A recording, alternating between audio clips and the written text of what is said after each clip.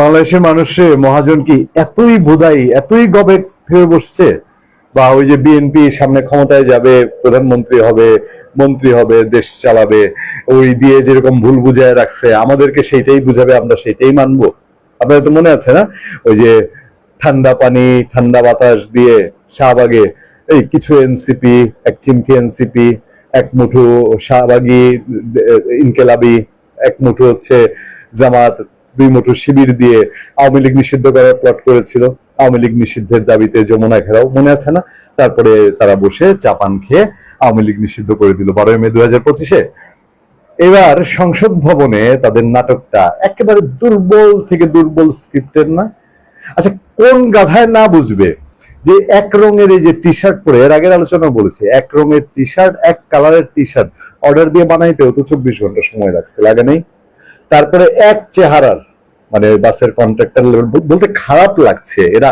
আপনি জান, যদি সত্যিকার অর্থে একটা মানুষ অনেস্টলি জানতো এখানে যে জুলাই যোদ্ধা নামে জড়িত হয়েছে এরা কয়জন, কোন স্কুল কলেজের কোন বিদ্যাপীঠের শিক্ষার্থী, মানে যে স্পিডে গত 24 আগস্টে বাংলাদেশের মানুষ, কোটি কোটি মানুষ, শত শত লাখ লাখ মানুষ, মানে ভুল বুঝে হোক যাই হোক মেটিকুলাসলি ডিজাইন ব্রেন ওয়াশের মাধ্যমে মাঠে নেমে এসেছিল, সেই স্পিডের কানাকড়ি এদের মধ্যে আছে না?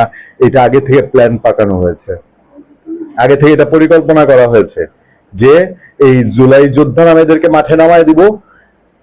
এর মধ্যে দিয়া ওই যে 84টা পয়েন্টের মধ্যে 5 নম্বর পয়েন্টটা, এটারে শক্তিশালী করতে হবে, এটারে যে কোনো ভাবেই হোক যেন সেনাবাহিনী, আইন শৃঙ্খলা বাহিনী এদেরকে একটা সাংঘাতিক রকম চাপের মধ্যে ফেলা যায়, এবং এই সংবিধানের মধ্যে দিয়ে এদের বিচারের নামের যে একটা বিশাল খায়েশ, এটাকে চরিতার্থ করা যায়। এবং আগামী দিনে এই জুলাইয়ে যারা একেবারে সাংঘাতিক রকম ভাবে পুলিশ মেরেছে বা সরকারি সম্পদ নষ্ট করেছে, এদেরকে যেন রক্ষা কবচ দেওয়া যায়, সেই জন্য এই যে জুলাই সনদ নামের জিনিসটা, এটার মধ্যে একটা প্যারা ঢুকানো, এইটার জন্য এই নাটকটা এইভাবে করা কি খুব জরুরি ছিল? আইন শৃঙ্খলা বাহিনীর সামনে দিয়া দেয়াল টপকায়া তারা কি আয়েসে গিয়া সংসদ ভবনের ভেতরে ঢুকছে, তারপরে আবার এদেরকে একটা নাটক হইলো এদেরকে বাইর করে দেওয়ার, ওই সংসদ ভবনের গেট পুরায় দেওয়ার।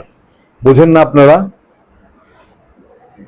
এই এদের দাবির মুখে, এই যে যারা বলছে কি জুলাই যোদ্ধা, তাদের দাবির মুখে যে সংশোধনীটা আনা হয়েছে, দেখেন কি বলা হচ্ছে। সংশোধনীর দফায় বলা হয়েছে, ওই যে 5 নম্বরে, গণঅভ্যুত্থান পূর্ব বাংলাদেশে 16 বছরের আওয়ামী ফ্যাসিবাদ বিরোধী গণতান্ত্রিক সংগ্রামে গুম, খুন ও নির্যাতনের শিকার হওয়া ব্যক্তিদের এবং 2024 সালের জুলাই আগস্ট গণঅভ্যুত্থানকালে ফ্যাসিস্ট আওয়ামী লীগ ও তার সহযোগী আইন শৃঙ্খলা বাহিনীর কতিপয় সদস্যদের দ্বারা, আইন শৃঙ্খলা বাহিনীর কতিপয় সদস্যদের দ্বারা, খেয়াল করবেন, সংগঠিত সকল হত্যাকাণ্ডের বিচার, শহীদদের রাষ্ট্রীয় মর্যাদা প্রদান ও শহীদ পরিবারকে এবং জুলাই আহতদের রাষ্ট্রীয় বীর, আহত জুলাই বীর যোদ্ধাদের যথোপযুক্ত সহায়তা প্রদান, যেমন মাসিক ভাতা, চিকিৎসা, পুনর্বাসন ব্যবস্থা এবং শহীদ পরিবার ও আহত বীর যোদ্ধাদের আইনগত দায় মুক্তি।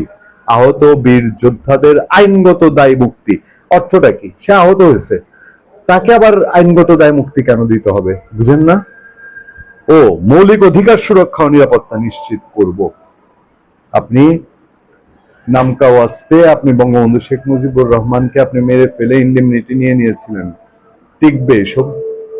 যেতে দেন না। আমি তো বলছি 1টা বছর, আর 1 বছর পরে অন্যায় ইন্ডেমনিটি কোন পৃথিবীতে, এই পৃথিবীতে কোথাও কোনোদিন টিকে নাই। বাংলাদেশের অন্যতম দৃষ্টান্ত।